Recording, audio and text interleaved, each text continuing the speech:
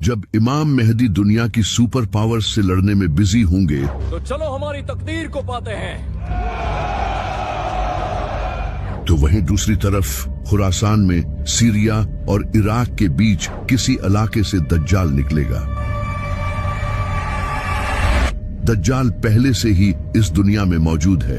एक दिन नबी सल्लल्लाहु अलैहि वसल्लम ने नमाज के बाद सहाबा से फरमाया कि मेरे पास एक ऐसा शख्स आया जो पहले ईसाई था लेकिन बाद में इसने इस्लाम कबूल कर लिया। इस इंसान का नाम था तमीम दारी। वो अपने 30 साथियों के साथ समंदर में सफर कर रहा था।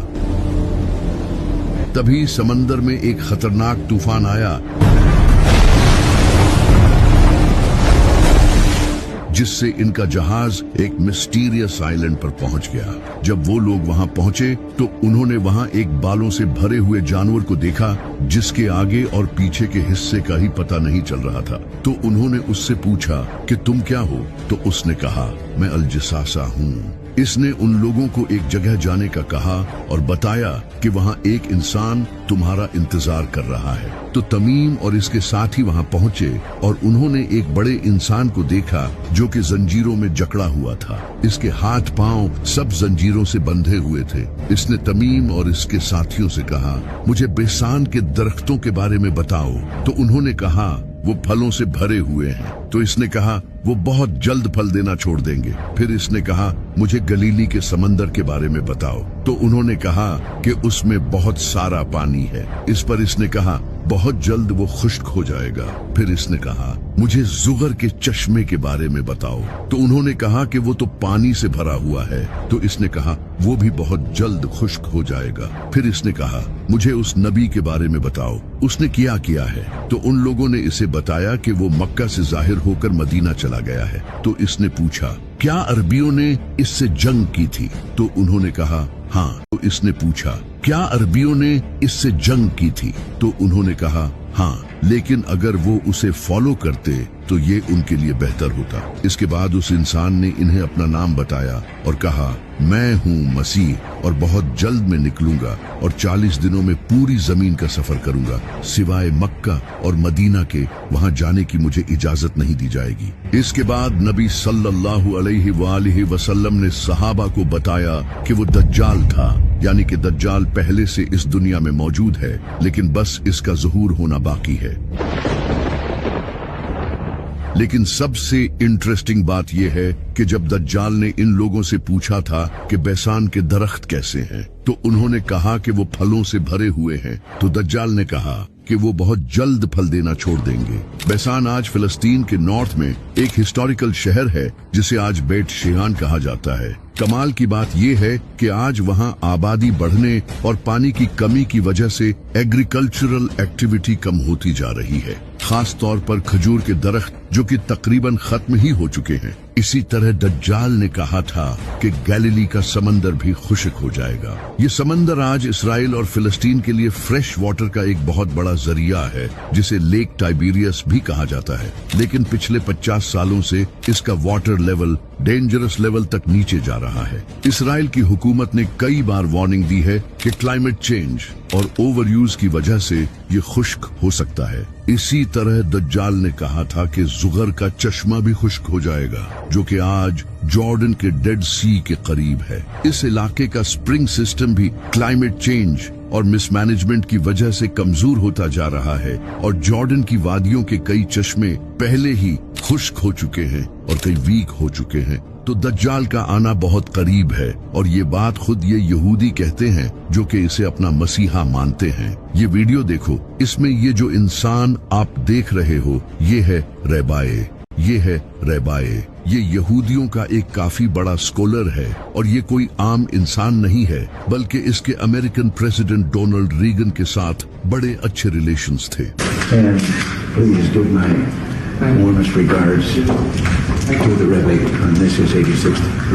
ये रैबाए यहाँ नेतन्याहू से बात कर रहा है और इसे कह रहा है कि मसीहा अभी तक नहीं आया है, इसकी आने की तैयारी करो।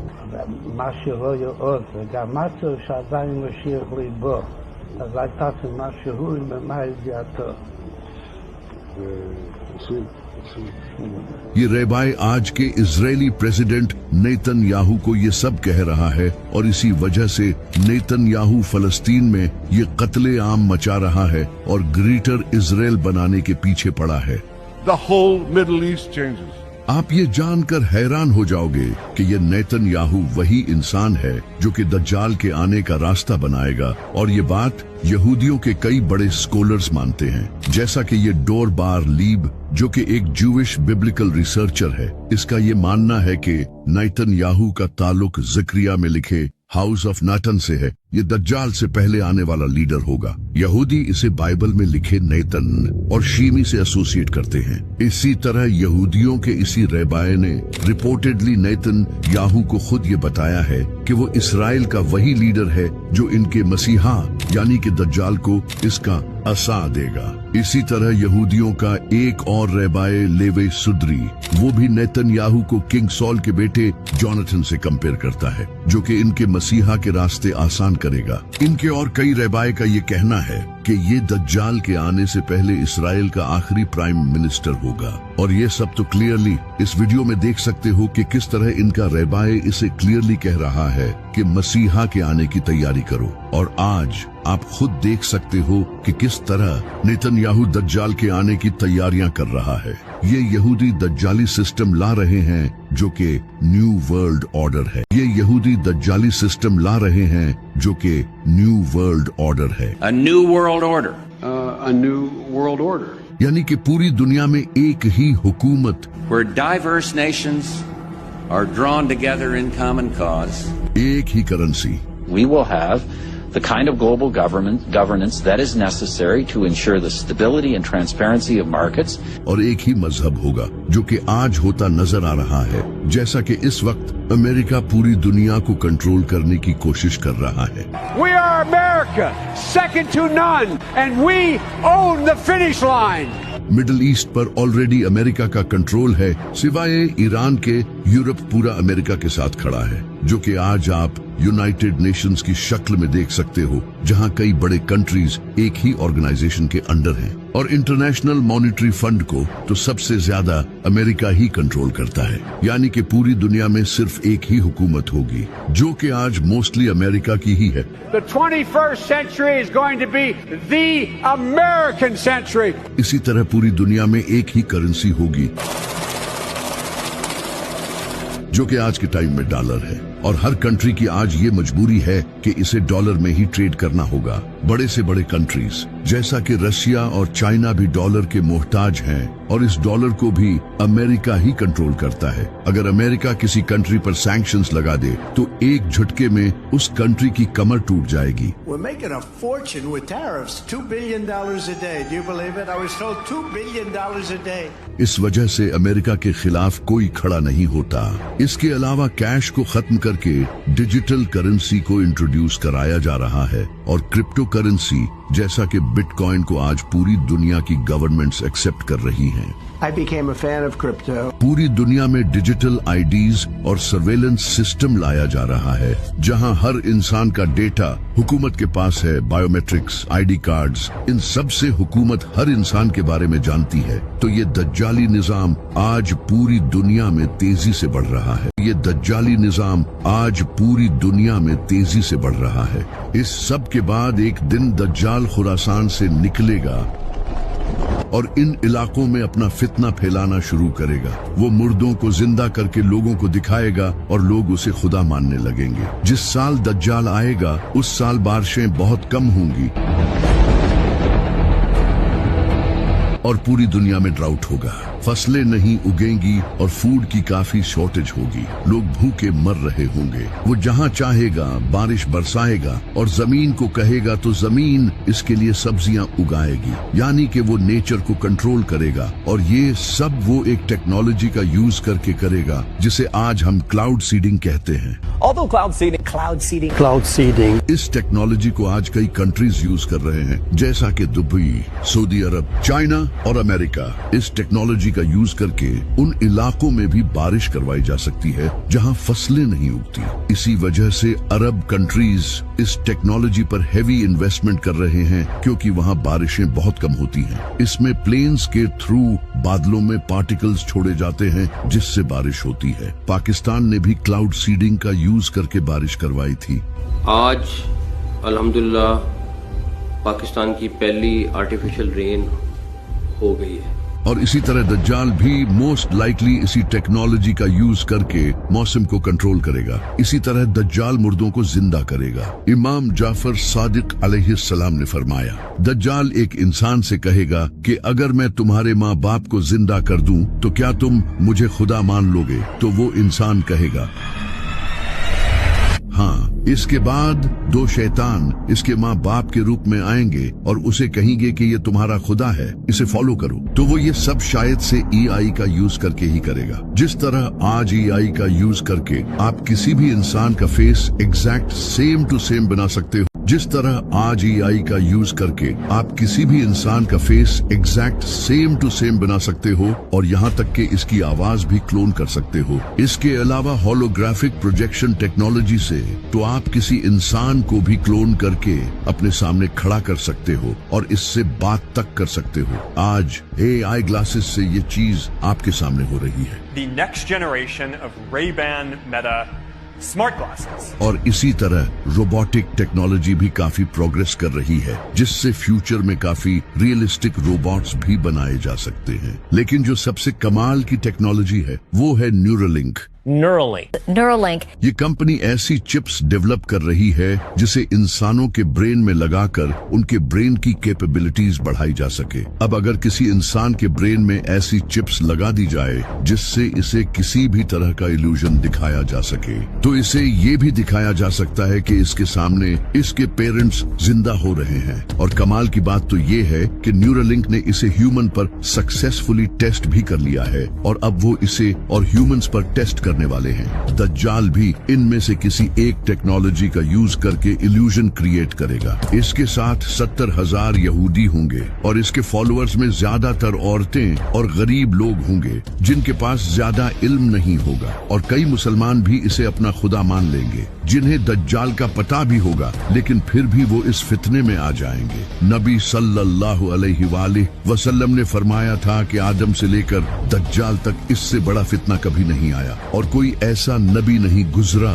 जिसने अपनी कौम को दज्जाल से वार्न न किया हो। ये इतना बड़ा फितना होगा यहाँ तक कि नबी सल्लल्लाहु अलैहि वसल्लम भी अपनी नमाजों में दज्जाल के फितने से अल्लाह की पनाह मांगा करते थे। इसी वजह से आप सल्लल्लाहु अलैहि वसल्लम ने फरमाया था कि जो भी दज्जाल के बारे में सुने वो इससे दूर रहे, क्योंकि अगर कोई इंसान खुद को मोमिन समझकर इसका मुकाबला करने भी आया तो फिर भी वो इसके साथ मिल जाएगा। ये इतना बड़ा फितना होगा क्योंकि इसके पास भी अपनी जन्नत और दोज़ख होगी। अगर कोई इंसान खुद को मोमिन समझकर इसका मुकाबला करने भी आया तो फिर भी वो इसके साथ मिल जाएगा। ये इतना बड़ा फितना होगा क्योंकि इसके पास भी अपनी जन्नत और दोज़ख होगी। इसकी दोज़ख हकीकत में जन्नत होगी और जन्नत हकीकत में दोज़ख होगी, यानी कि ये एक इल्यूजन होगा जो कि वो होलोग्राफिक प्रोजेक्शन और AI टेक्नोलॉजी का यूज करके दिखाएगा। दज्जाल के इस फितने में लाखों लोग आने लगेंगे और वो पूरी दुनिया में हर जगह जाएगा सिवाय मक्का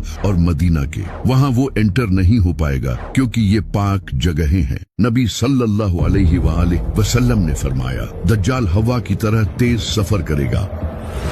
वो एक सफेद गधे पर सवार होगा जिसके कानों के बीच 40 बाजू जितना फासला होगा, जो कि ऑफ कोर्स एक प्लेन होगा जो कि इंसेनली फास्ट होगा। और आप ये भी जानते हो कि आज दुनिया के 99% प्लेन्स व्हाइट कलर के होते हैं, तो वो गधा एक्चुअली एक प्लेन ही होगा जिस पर दज्जाल सफर करेगा। इसकी एक आंख कानी होगी और इसके माथे पर काफिर लिखा होगा। दज्जाल पूरी दुनिया में फितना फैला रहा होगा और वहीं दूसरी तरफ इमाम मेहदी कॉन्स्टेंटिनोपल को फतह करने के बाद दुनिया के सबसे पावरफुल इंसान बन चुके होंगे। आज हम दुनिया को झूठे और जालिम देवता से निजात दिला रहे हैं। तभी उन्हें खबर मिलेगी कि दज्जाल ने मुसलमानों के घरों पर कब्जा कर लिया है, तो इमाम मेहदी अपनी फौज के साथ फुल स्पीड से सीरिया की तरफ जाएंगे।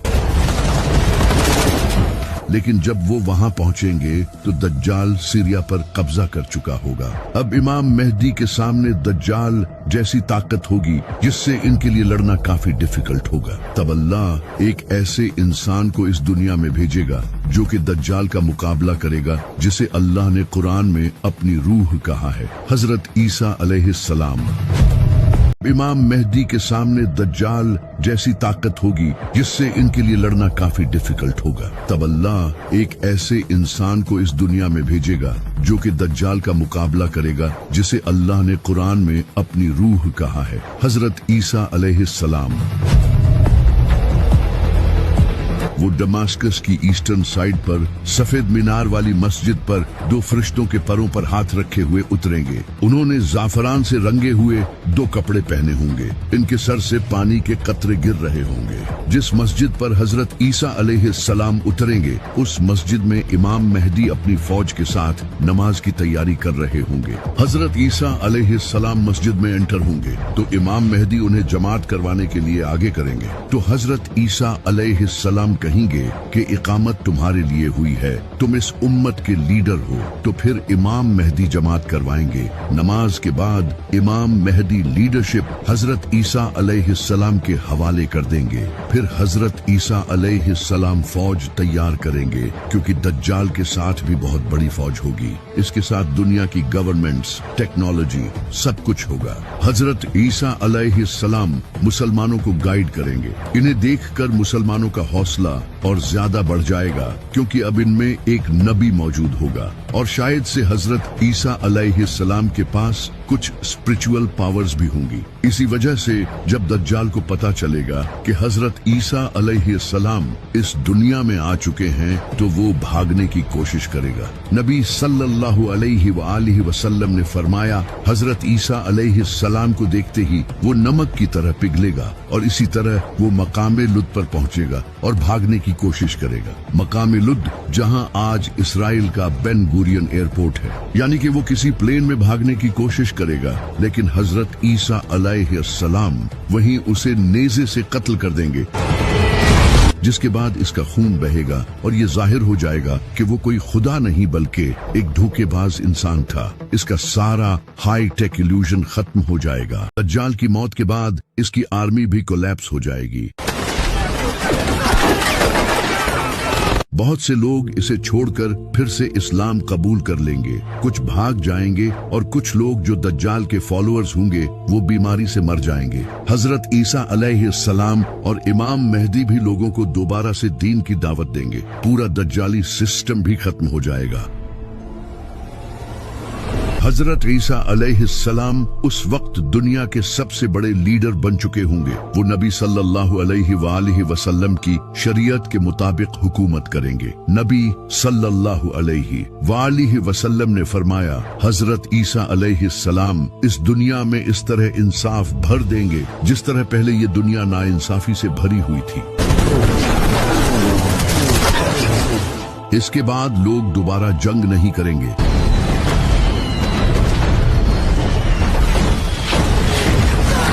दुनिया के डिफरेंट कंट्रीज और रिलीजन्स के दरमियान नफरत खत्म हो जाएगी, क्योंकि हजरत ईसा अलैहिस्सलाम क्रिश्चियनिटी को भी खत्म कर देंगे और तब सिर्फ इस्लाम ही पूरी दुनिया में होगा, जिसका जिक्र हमें कुरान में भी मिलता है। यहूद नसारा हजरत ईसा अलैहिस्सलाम को कबूल कर लेंगे और उन्हें फॉलो करेंगे। हजरत ईसा अलैहिस्सलाम सुअर, शराब और दूसरी चीजों को हराम कर देंगे जिन्हें लोगों ने हलाल समझा होगा। इस वक्त हजरत ईसा अलैहिस्सलाम के पास दुनिया भर की दौलत होगी, जो कि वो सारे इंसानों में बांट देंगे। ज़कात लेने वाला कोई नहीं होगा। गुर्बत खत्म हो जाएगी। जमीन फसल उगाना फिर से शुरू करेगी। नबी सल्लल्लाहु अलैहि वालिहि वसल्लम ने फरमाया, भेड़िया बकरी के साथ रहेगा और बच्चा सांप के साथ खेलेगा, लेकिन वो इसे नुकसान नहीं पहुंचाएंगे। हर तरफ खुशहाली होगी। इमाम मेहदी भी हजरत ईसा अलैहिस्सलाम के साथ होंगे। वो अपने ज़हूर के बाद सिर्फ 7 या 8 साल तक ही इस दुनिया में रहेंगे, लेकिन हजरत ईसा अलैहिस्सलाम के नज़ूल के कुछ ही टाइम बाद इमाम मेहदी की वफात हो जाएगी। हजरत ईसा अलैहिस्सलाम इनका जनाजा पढ़ेंगे और इन्हें मदीना में दफन करेंगे। इमाम मेहदी की वफात के बाद हजरत ईसा अलैहिस्सलाम उम्रा और हज दोनों करेंगे। ये सब कुछ सही चल ही रहा होगा कि तभी अल्लाह याजूज माजूज को आजाद कर देगा। लेकिन ये सब जानने से पहले हमें आज से हजारों साल पीछे पर्सिया में जाना होगा, जब वहाँ एक नेक बादशाह की हुकूमत थी जिसका नाम था जुल्करनैन, जिनके पास काफी इल्म था और वो इंसाफ से हुकूमत करते थे। इस बादशाह को कुछ लोग साइरस द ग्रेट मानते हैं। जुल्करनैन ने डिफरेंट कबीलों और कौमों को अपने अंडर यूनाइट करना शुरू किया और वो पूरी दुनिया में अपने इस मिशन के लिए सफर करने लगे। वो वेस्ट और ईस्ट में भी गए। यूं ही सफर करते हुए वो एक वादी पहुंचे जो कि 2 पहाड़ों से घिरी हुई थी। वहाँ जुल्करनैन को कुछ लोग मिले जो कि एक डिफरेंट लैंग्वेज बोलते थे। उन्होंने जुल्करनैन से कहा कि हम याजूज माजूज से बहुत तंग हैं, वो पूरी दुनिया में फसाद फैला रहे हैं। क्या आप हमारे और इनके दरमियान एक दीवार खड़ी कर सकते हो? हम इसके बदले आपको कुछ पैसे भी देने को तैयार हैं। तो जुल्करनैन ने कहा कि मुझे मेरे रब ने जो दिया है वो इन पैसों से कहीं बेहतर है, मुझे बस तुम्हारी मदद चाहिए। तो इसके बाद जुल्करनैन ने इनकी मदद से लोहे को पिघलाकर दीवार बनाना शुरू की और इन 2 पहाड़ों के दरमियान एक बड़ी लोहे की दीवार बना दी और इससे याजूज माजूज इस दीवार के पार कैद हो गए।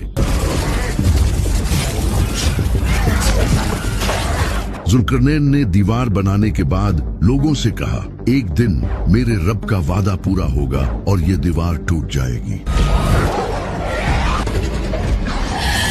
इसके बाद जुल्करनैन वापस चले गए और क़यामत तक के लिए वो दीवार मुसलमानों की गर्दन पर तलवार की तरह लटक रही है। लेकिन इमाम मेहदी की वफात के बाद ये दीवार टूट जाएगी।